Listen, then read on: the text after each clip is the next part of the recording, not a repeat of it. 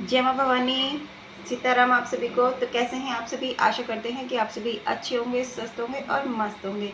माँ भगवती, माँ आदिशक्ति, माँ अम्बा, माँ जगदम्बा, महाकाली की कृपा आप सभी के ऊपर बरस रही होगी। तो दोस्तों, स्वागत है आपका हमारे यूट्यूब चैनल महादेवी में। तो आज जानकारी लेके आए हैं देवता की सेवा और देवता की साधना के विषय में। तो जो सेवा है उसका क्या प्रोसेस है और जो साधना है उसका क्या प्रोसेस है और इन दोनों को किया क्यों जाता है, तो इसलिए आज हम इस विषय पे जानकारी लेके आए हैं। तो वीडियो को एंड तक ज़रूर देखें। वीडियो पसंद आए तो वीडियो को लाइक ज़रूर करें, दोस्तों के साथ में, रिलेटिव के साथ में शेयर ज़रूर करें ताकि इस जानकारी का लाभ सभी उठा पाएँ। और यदि चैनल पर पहली बार आए हैं तो चैनल को सब्सक्राइब ज़रूर कर दें और नोटिफिकेशन के बेल आइकन को ऑन ज़रूर कर दें ताकि हमारी आने वाली वीडियोस का नोटिफिकेशन आपको सबसे पहले मिल जाए। तो चलिए शुरू करते हैं हम आज का वीडियो। तो जो ये जानकारी है ये हम लेके आए हैं देवता की सेवा और साधना के विषय में। तो देखिए, जो देवता की सेवा होती है वो किस प्रकार होती है।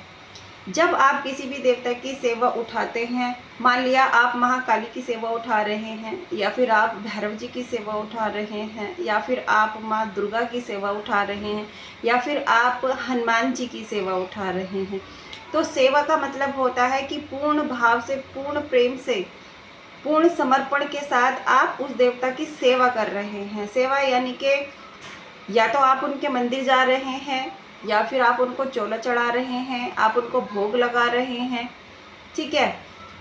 और साथ ही में आप जब संकल्प उठाते हैं देवता की सेवा का, तो देवता की सेवा का जो संकल्प होता है वो इस प्रकार होता है कि आप, जैसे कि मान लिया आप महाकाली के सेवा उठाना चाह रहे हैं, आपका जो भाव है, आपकी जो इष्ट है वो महाकाली हैं, तो आप महाकाली के मंदिर में जाकर ये संकल्प उठाते हैं कि हे माता महाकाली, मैं शनिवार के दिन या 5 शनिवार की हाजिरी भरने का संकल्प करता हूँ। यदि आपकी कोई उसमें मनोकामना है तो आप उसमें अपनी कोई मनोकामना बोलते हैं, और यदि कोई मनोकामना नहीं है, सिर्फ माँ से प्रेम है, सिर्फ माँ से भक्ति है, तो उसमें आप माँ की कृपा को मांगते हैं, माँ की प्रसन्नता को मांगते हैं।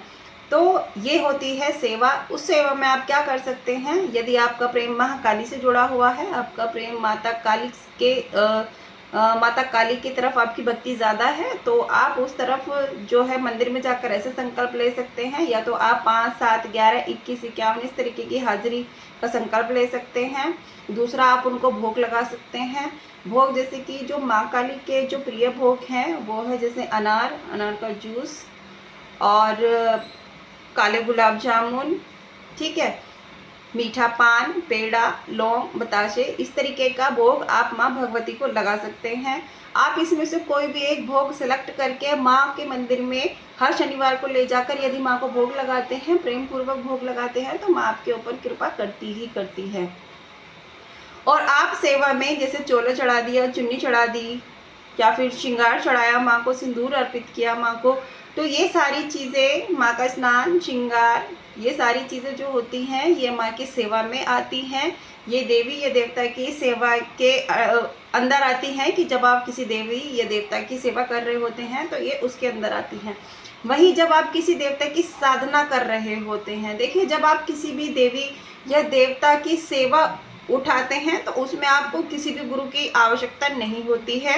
ये आपका अपने मन का प्रेम होता है, अपने मन का भाव होता है, ये अपने इष्ट के प्रति या फिर उस देवता के प्रति समर्पण होता है जिस देवता के प्रति आप सेवा उठा रहे हैं, या फिर जिस देवता के प्रति आप अपना भाव रख रहे हैं।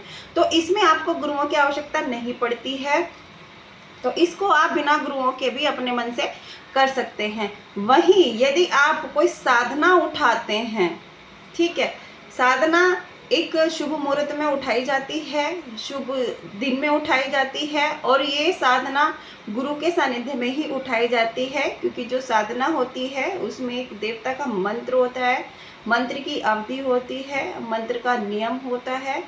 तो जो ये साधना होती है, ये साधना आप बिना गुरुओं के नहीं कर सकते।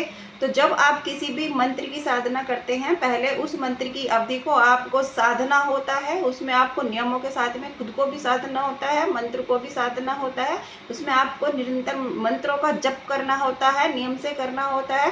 उसके बाद में उसका हवन, मार्जन, तर्पण, ये सारी चीज़ें आपको उसमें करनी पड़ती हैं, तब जाके आपको एक मंत्र की सिद्धि प्राप्त होती है। तो ये होती है साधना, और इस साधनाओं को आप बिना गुरुओं के नहीं कर सकते। तो साधना किसी भी देवता की हो, किसी भी मंत्र की हो, तो वो आपको गुरुओं के सानिध्य में रहकर ही करनी होगी। वहीं जब आप सेवा का भाव रखते हैं तो सेवा के भाव में किसी भी गुरुओं की आवश्यकता नहीं होती है। यदि आपके मन में भाव जागा है तो आप सेवा कर सकते हैं। यदि आपके मन में ये भाव जागा है कि आपको साधना करनी है या मंत्रों का जप करना है, देखिए जब आप देवता की सेवा करते हैं या कोई पाठ की साधना कर रहे हैं तो आप पाठ बिना गुरुओं के कर सकते हैं, इसमें कोई समस्या नहीं है। लेकिन जब आप मंत्रों का जप करते हैं, जब आपका भाव मंत्रों की तरफ जाता है कि आप मंत्र करें, तो मंत्र बिना गुरुओं के नहीं किए जाते, तो उसमें आपको एक मार्गदर्शक की आवश्यकता होती ही होती है। तो उसमें आप अपने गुरुओं की आज्ञा से ही साधना करें, ठीक है।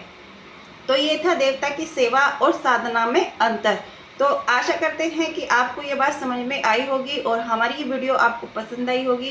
तो दोस्तों, वीडियो पसंद आई है तो लाइक ज़रूर करें, कमेंट बॉक्स में जय माता दी सीताराम ज़रूर लिखें, और दोस्तों के साथ में वीडियो को शेयर भी ज़रूर करें ताकि इस जानकारी का लाभ सभी उठा सकें। तो मिलते हैं आपसे अगली वीडियो में, तब तक के लिए जय मां भवानी, सीताराम।